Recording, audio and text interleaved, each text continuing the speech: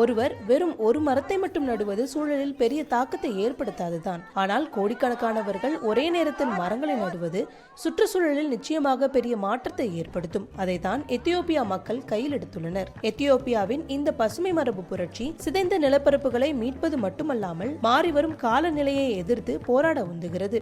Ethiopia அரசு ஆண்டுதோறும் அறிவிக்கும் பட்ஜெட்டில் 1% இந்த திட்டத்துக்கு ஒதுக்குகிறது.